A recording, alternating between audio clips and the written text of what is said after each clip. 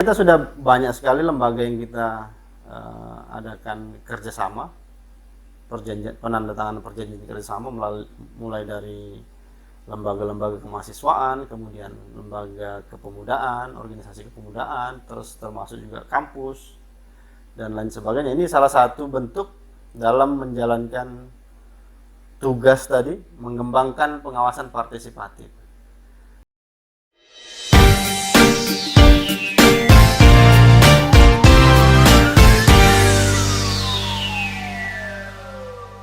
Oke, ini menarik ini kalau kita bicara tentang pemilihan tanpa kelanjutan. Tetapi ada hal yang mungkin tidak kalah menariknya ini, Ketua. Akhir-akhir ini kan Bawaslu Tarakan ini secara kelembagaan terus-menerus melibatkan masyarakat dalam melakukan sosialisasi pengawasan partisipatif, bahkan melakukan MOU. Sampai-sampai masyarakat bertanya, ini apa sih dasar hukumnya Bawaslu ini melibatkan masyarakat dalam konteks pengawasan partisipatif ataupun MOU itu? Ya, betul itu yang dikatakan bahwa kembali ke awal tadi bahwa kita karena Bawaslu ini pertama kalinya permanen gitu ya.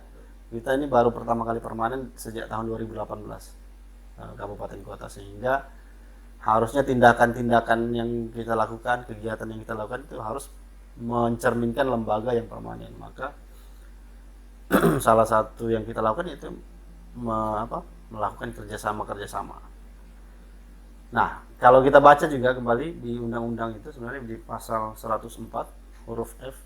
Nah, salah satu kewajiban dan tugas Bawaslu itu adalah mengembangkan pengawasan partisipatif. Kalau apa sih itu pengawasan partisipatif? Nah, kalau yang saya pahami bahwa apa itu pengawasan partisipatif, bagaimana kita melibatkan masyarakat itu berpartisipasi untuk mengawasi. Karena mengawasi itu bukan hanya Bawaslu yang menjadi satu-satunya lembaga yang bisa mengawasi pemilu. Jadi semua orang yang punya hak pilih itu dia punya hak untuk mengawasi pemilu. Makanya karena memang orang yang paling berkepentingan untuk mengawasi itu adalah yang punya hak suara. Nah, jadi kalau kita pemilu itu kan kita mencoblos tuh, memberikan suara. Nah, karena kita mencoblos, kita berkepentingan untuk menjaga suara kita tuh sampai pada tempat perhitungan yang ditentukan gitu kan. Jangan sampai nanti kita selesai memberikan hak suara tapi kita tidak awasi, terjadi kecurangan, maka akan terjadi pelanggaran-pelanggaran yang tidak diinginkan gitu ya. Nah, itu makanya pemilik suara itu juga berkepentingan untuk mengawasi proses pemilu itu. Nah, dalam hal pengawasan partisipatif ini siapa saja yang boleh dilibatkan? Tentu kita melibatkan semua pihak-pihak yang berpotensi. Kalau catatan saya itu mungkin juga Ustadz yang koordinat PHL nih sebenarnya yang bisa. Tapi catatan saya, kita sudah banyak sekali lembaga yang kita adakan kerjasama, penandatanganan perjanjian kerjasama mulai dari lembaga-lembaga kemahasiswaan, kemudian lembaga kepemudaan, organisasi kepemudaan, terus termasuk juga kampus dan lain sebagainya. Ini salah satu bentuk dalam menjalankan tugas tadi, mengembangkan pengawasan partisipatif. Nah, terus apa saja sih kerjasamanya yang bisa dilakukan begitu kan? Nah, apakah ketika orang sudah bekerja sama dengan Bawaslu terus bisa mengawasi, terus yang tidak kerjasama itu tidak bisa mengawasi gitu kan? Nah, tidak, semuanya tetap bisa mengawasi. Tapi kan kalau kalau kita melakukan kerjasama kan kita bisa menyusun strateginya, misalnya kapan kita bersosialisasi, terus di mana kita bersosialisasi. Nah, begitu yang kita lakukan. Jadi kerjasama itu salah satunya dalam bentuk akan memudahkan Bawaslu nanti kita ketika bersosialisasi kepada lembaga-lembaga, organisasi-organisasi itu, termasuk juga lembaga-lembaga yang kita adakan kerjasama ini lebih mudah juga, misalnya dia nanti ketika melaporkan adanya, ketika menemukan adanya dugaan-dugaan pelanggaran gitu, menjadi mitra lah begitu. Jadi tidak otomatis juga lembaga-lembaga yang diajak kerjasama itu menjadi Bawaslu, tidak seperti itu. Jadi dia tetap sama-sama lembaga kita, tapi dia akan ada, ya sama lah seperti lembaga-lembaga yang lain begitu kan, ketika akan melakukan kegiatan bersama tentu harus ada perjanjian kerjasama. Nanti kan di situ kan berbicara tentang hak dan kewajibannya apa, kemudian ruang lingkup perjanjian kerjasamanya apa gitu kan. Jadi tidak otomatis juga yang kita ajak kerjasama tiba-tiba dia menjadi Bawaslu gitu lah begitu, tapi masing-masing lembaga lah gitu kan, artinya tetap lembaga itu menjadi lembaganya, dan tetap Bawaslu itu menjadi Bawaslu dengan segala kewenangan dan kewajibannya itu. Ya, ini menarik Ketua. Ini ada satu hal lagi yang mungkin menjadi sorotan masyarakat. Ini kan Bawaslu tadi sudah disampaikan kita kerjasama dengan Ormawa, OKP, Ormas, dan beberapa lembaga lainnya. Bagaimana jikalau di dalam Ormawa itu atau OKP atau organisasi yang sudah melakukan MOU atau perjanjian kerjasama dengan Bawaslu Tarakan, ternyata dia pengurus partai politik, itu bagaimana sudut pandang Ketua? Ya sebenarnya kita tergantung kerjasamanya begitu kan, ruang lingkup kerjasamanya. Kalau kita kan sebenarnya dengan partai politik itu kan kadang juga kita menjalin hubungan juga sebenarnya kan dengan partai politik. Bahkan kita beberapa waktu yang lalu kita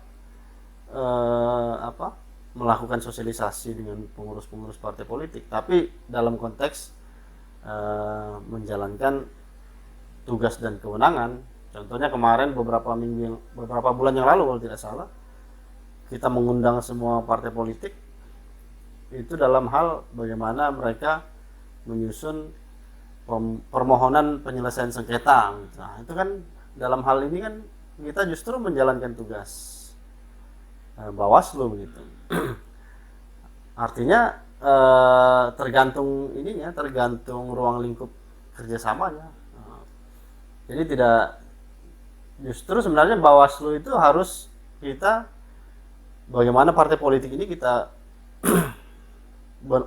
artinya berdekatan dengan partai politik itu bukan dalam hal ingin bermain atau dan lain sebagainya, tapi dalam hal kita bagaimana bersosialisasi tentang tugas-tugas Bawaslu, kewenangan Bawaslu, kemudian bagaimana nanti ketika partai politik itu dirugikan dan lain sebagainya. Nah, dalam hal itulah yang harus kita tekankan. Jadi tidak seperti yang mungkin dipikirkan orang begitu kan. Nah, begitu. Artinya konteks kedekatannya ini terkait tidak keluar dari norma-norma dalam Undang-Undang 7 maupun Undang-Undang 10 lah. Artinya dalam hal menjalankan tugas dan kewenangan. Dan kemudian ya kita tidak bisa melarang orang misalnya dia organisasi itu kan punya aturan sendiri begitu kan. Jadi ya itu menjadi aturan internal organisasi gitu. Tapi kita kan bekerja sama dengan organisasi itu memang organisasinya yang kita ingin sasar gitu kan. Karena memang organisasi itu kan dia punya pengurus, punya anggota, punya basis massa yang menjadi sasaran untuk Bawaslu bisa bersosialisasi nanti di situ gitu kan. Nah, jadi itu salah satu ruang lingkup perjanjian kerjasama. Tapi ada juga misalnya yang organisasi mahasiswa kayak misalnya HMI, kemudian PMII, kemudian IMM, kemudian BEM, Badan Eksekutif Mahasiswa dan lain-lainnya itu juga kita libatkan juga begitu. Yang mungkin yang dianggap independen lah begitu ya, organisasi-organisasi yang dianggap independen. Tapi juga tidak otomatis juga mereka melebur menjadi Bawaslu, tidak, tapi mereka tetap sebagai organisasinya. Jadi kerjasama itu dalam hal kita bersosialisasi, kita memberikan pemahaman dan lain sebagainya, termasuk juga organisasi-organisasi itu kita memberikan bekal agar nanti bagaimana kalau misalnya pada tahapan pemilu itu menemukan pelanggaran, bagaimana mekanismenya melapor. Jadi mereka sebagai pelapor. sebagai pelapor kita harapkan nanti pengurus-pengurus dan anggota organisasi itu memahami bagaimana mekanisme melapor di Bawaslu kalau ada pelanggaran, bagaimana mekanismenya apa dalam hal apa saja sih kalau laporan itu, kalau mau buat laporan itu apa saja sih yang perlu dilengkapi dan lain sebagainya. Itu yang kita ingin tekankan dalam perjanjian kerjasama. Jadi dalam hal ini kita mengharapkan partisipasi masyarakat itu semakin baik begitu kan. Makanya kita banyak, bahkan kalau saya sih masih merasa masih banyak lagi organisasi yang perlu diajak kerjasama gitu kan, sehingga partisipasi itu bisa semakin tinggi, karena yang namanya pemilu itu adalah pesta rakyat gitu. Maka semua rakyat itu harus berpartisipasi, bukan hanya dalam hal mencoblos, tapi juga berpartisipasi dalam hal mengawasi gitu. Jadi Bawaslu bukan satu-satunya lembaga yang berhak mengawasi. Semua lembaga berhak mengawasi. Tapi itu menjadi tugas Bawaslu. Bawaslu bertugas mengawasi. Masyarakat berhak juga mengawasi gitu kan. Jadi bukan hanya Bawaslu yang berhak mengawasi, semua orang yang punya hak pilih. Makanya kalau kita baca undang-undang pemilu itu, yang bisa melapor di Bawaslu itu ada tiga subjek yang bisa melapor. Jadi orang melapor itu kan karena dia mengawas, karena dia mengetahui ada informasi. Nanti kan orang mengawas tuh outputnya dia akan melapor kalau misalnya dalam hal pengawasannya itu dia melihat adanya dugaan pelanggaran. Siapa tiga subjek itu? Yang pertama itu ada yang namanya warga negara Indonesia yang punya hak pilih. Nah, ini siapa saja yang punya hak pilih, warga negara Indonesia punya hak pilih, itu dia punya hak untuk melapor gitu. Nah, artinya kalau dia melapor dugaan pelanggaran, pasti kan itu hasil dari pengamatannya dia kan, pengamatan dalam, kalau bahasa kita ya pengawasannya begitu ya. Bahasa kita mengawas gitu. Tapi kalau kita, bahasa umumnya ya dia mengamati terus menemukan ada dugaan pelanggaran, maka dia akan melaporkan gitu. Kemudian siapa yang kedua? Ada namanya pemantau pemilu.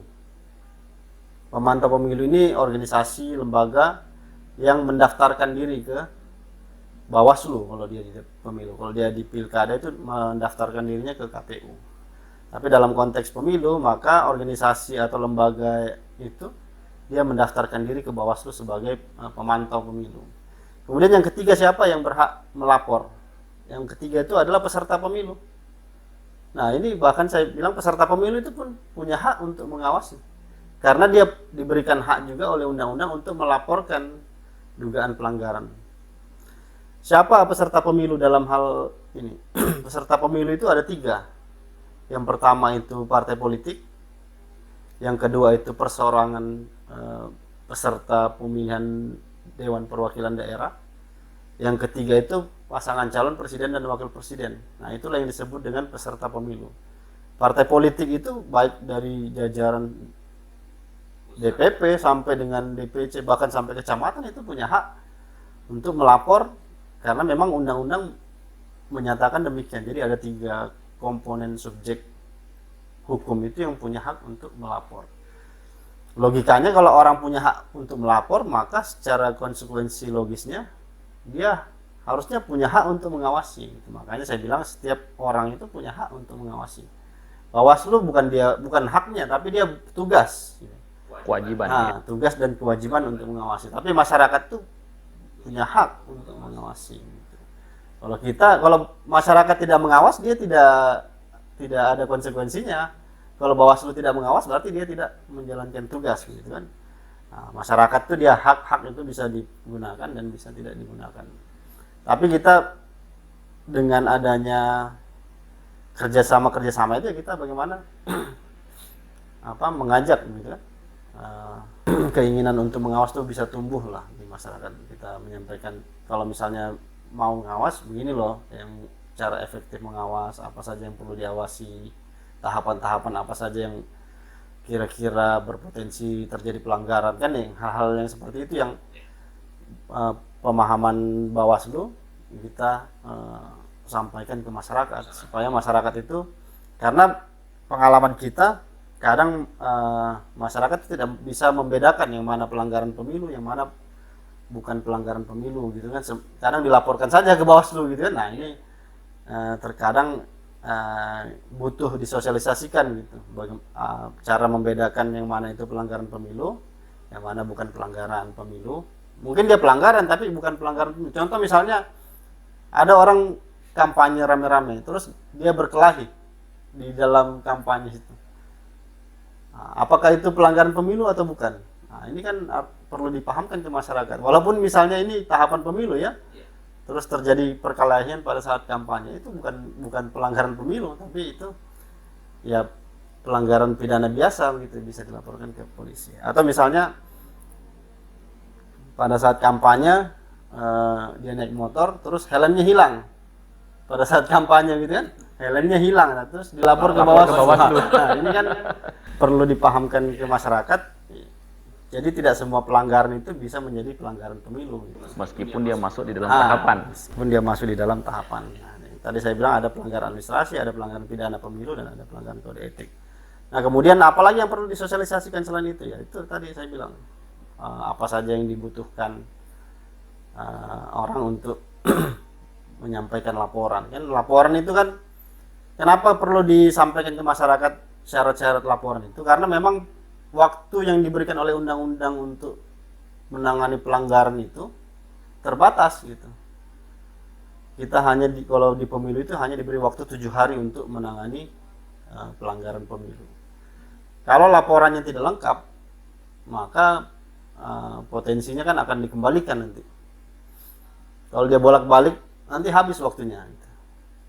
Makanya harus dipahamkan betul kepada teman-teman itu bahwa syarat-syarat untuk mengajukan laporan itu apa saja gitu. Sehingga ketika nanti menyampaikan laporan itu tidak perlu bolak-balik lagi, sehingga waktunya itu bisa dimaksimalkan. Artinya apa yang dilakukan Bawaslu Tarakan selama ini mencoba untuk memberikan kesadaran masyarakat secara sosial bahwasanya partisipasi masyarakat itu tidak hanya pada kampanye maupun pada saat unsura saja. Dia punya peran, punya hak untuk ikut berpartisipasi dalam mengawasi setiap tahapan-tahapan kampanye itu ya Ketua. Ya betul. Biasanya yang sering ini kan kita mempelajari, kalau di Bawaslu kan kita punya yang namanya indeks kerawanan pemilu gitu kan. Nah, dalam menyusun indeks kerawanan pemilu kan kita mempelajari itu pelanggaran-pelanggaran yang terjadi itu di mana, di tahapan apa saja. Nah, itu kan kita bisa sampaikan ke masyarakat. Contoh misalnya begini, yang paling sering masyarakat laporkan tuh apa? Biasanya tuh biasanya money politik. Ya, selain itu yang paling sering itu adalah berkaitan dengan dia tidak terdaftar di DPT. Nah, itu yang paling sering dilaporkan masyarakat. Dia baru melapor tuh kapan? Melapornya itu baru pada saat mau mencoblos, itu susah, nggak bisa lagi gitu kan. Karena tahapan pemutakhiran data itu sudah jauh sebelumnya dilakukan gitu. Nah, itu kita sering mendapatkan di Bawaslu itu orang melapor pada saat tahapan sudah mau mencoblos, baru dia melapor bahwa saya tidak terdaftar gitu. Padahal dia misalnya dia baru pindah gitu kan. Ya kalau dia misalnya adalah warga di situ dan KTP di situ, ya mungkin tidak ada masalah karena ada pemilih tambahan namanya kan yang bisa mencoblos. Yang menjadi sering terjadi itu adalah misalnya dia orang Tarakan Timur, bekerjanya ya biasanya pekerjaan yang tidak bisa ditinggalkan dalam pemilu itu pertama adalah dokter, perawat, itu tidak boleh libur tuh. Dokter, pelawat, kalau tentara kan tidak punya hak pilih dia. Nah, polisi juga tidak punya hak pilih. Yang biasanya yang melapor tuh dokter, perawat. Itu rumah sakit di sini kan biasanya tetap harus berjalan walaupun pemilu. Prinsipnya kan pemilu itu dilaksanakan di hari libur atau di hari yang diliburkan. Ini kan profesi dokter perawat ini kan tidak boleh libur nih. Kalau libur kan bahaya nih, bisa meninggal nanti orang. Nah, itu biasanya sering terjadi.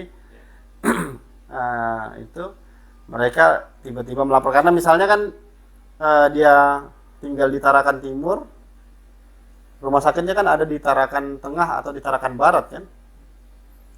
Nah, dia mau mencoblos di TPS di dekat rumah sakit itu nggak bisa pindah memilih di hari hari H. Dia kalau mau ngurus pindah memilih itu ya di hari sebelumnya. Jadi kalau tidak dipahamkan ya salah satunya bisa terjadi seperti itu. Termasuk juga tahapan-tahapan yang lain gitu. Termasuk tahapan pencalonan. Tahapan pencalonan juga kan perlu diawasi itu. Betul nggak calonnya ini misalnya apa sudah lulus SMA misalnya, atau misalnya betul nggak calonnya itu tidak pernah dipidana, itu kan harus diawasi sebenarnya kan. Supaya nanti kita betul-betul memilih calon itu ya betul-betul sudah terverifikasi begitu kan. Jadi tidak, jangan sampai nanti calonnya sudah terpilih ternyata di kemudian hari bermasalah. Nah ini kan karena proses pengawasannya yang istilahnya tidak partisipatif lah gitu. Kadang Bawaslu itu kan tidak bisa juga mengidentifikasi semua calon itu kan, karena kita hanya mengidentifikasi calon itu dari dokumen-dokumen saja gitu. Tapi yang mengenal calon itu adalah masyarakat kan. Masyarakat itu dia mengenal calon. Makanya butuh partisipasi masyarakat untuk memberikan masukan-masukan bahwa calon si ini begini, calon si ini begini. Nah, itu di proses pencalonan gitu.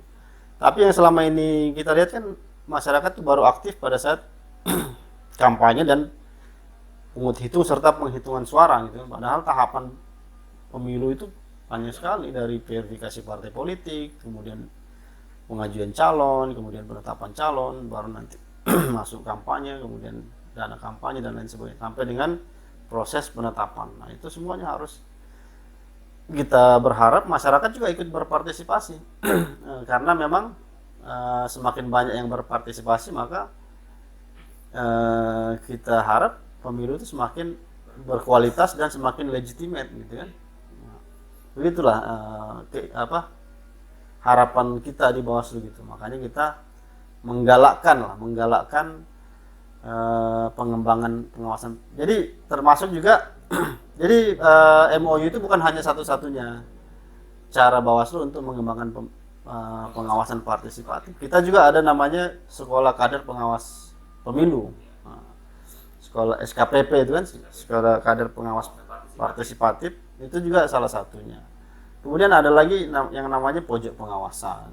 Kemudian ada lagi forum-forum warga gitu yang akan kita lakukan. Nah, ini menjadi cara-cara Bawaslu untuk bagaimana pengawasan partisipatif itu bisa tumbuh dan berkembang di Kota Tarakan lah. Minimal di Kota Tarakan kita harap bisa berkembang gitu kan. Gitu. Oke, ini terakhir Ketua mungkin bisa menyampaikan kepada sahabat podcast Bawaslu ini terkait dengan perbincangan kita hari ini untuk closing statement-nya. Ya, terima kasih Bapak pembawa acara ya.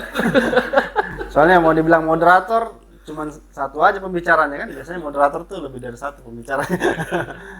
Ya, prinsipnya kami di Bawaslu pertama kita juga harus berterima kasih juga kepada elemen masyarakat bahwa penyelenggaraan kita selama beberapa pagelaran kemarin, misalnya pada saat Pilwali, kemudian pemilu dan Pilgub kemarin ya berjalan aman dan cukup baik lah dinilai oleh lembaga penilai kita, termasuk daerah teraman kedua ya setelah Bali di Kalimantan Utara. Nah, cuman catatan kami di Bawaslu bahwa khususnya catatan penanganan pelanggaran lah ya, bahwa memang dalam konteks penanganan pelanggaran partisipasi masyarakat itu masih dinilai masih minim kalau dibanding dengan hasil penanganan pelanggaran di Bawaslu. Jadi masih terbilang minim. Makanya kita berharap masyarakat, teman-teman, anak muda, kemudian termasuk juga orang-orang tua dan lain sebagainya. Tapi kan kita berharap anak-anak muda yang energik, yang berpartisipasi, karena memang mereka yang lebih enak, ruang geraknya kan lebih luas. Berharap untuk ikut berpartisipasi sehingga nanti potensi-potensi pelanggaran itu bisa segera teratasi kalau misalnya banyak yang berpartisipasi gitu. Jadi ketika ada pelanggaran di sana langsung dilaporkan, cepat diatasi gitu. Jadi jangan sampai nanti sudah selesai pemilunya, sudah ada yang terpilih baru nanti cerita-cerita gitu. Oh, ada di sini terima, oh ada di sini terima. Itu yang sudah tidak bisa lagi ditangani, ibaratnya peribahasa tuh nasi sudah jadi bubur ya, nggak bisa jadi nasi lagi begitu kan. Makanya kita berharap partisipasi itu berjalan sesuai dengan koridornya, sesuai dengan tahapannya. Kita berharap semua ikut berpartisipasi sehingga pemilu kita yang kita harapkan berlangsung secara langsung, umum, bebas, rahasia, jujur dan adil itu bisa tercapai gitu. Dan bisa melahirkan pemimpin-pemimpin yang diharapkan oleh masyarakat. Oke, terima kasih Ketua. Baik sahabat Bawaslu, bahwasanya bicara tentang pemilu dan pemilihan ini bukan hanya tanggung jawab penyelenggara, namun juga tanggung jawab kita semua, masyarakat luas. Demikian bincang-bincang kita pada siang hari ini bersama dengan Ketua Bawaslu Kota Tarakan, Bapak Muhammad Zulfauzi Hasbi, SHMKN. Nah, saya harus tuntas ini menyebutnya. Semoga ini bisa menjadi informasi dan penambah wawasan kita. Demikian, Assalamualaikum warahmatullahi wabarakatuh. Waalaikumsalam.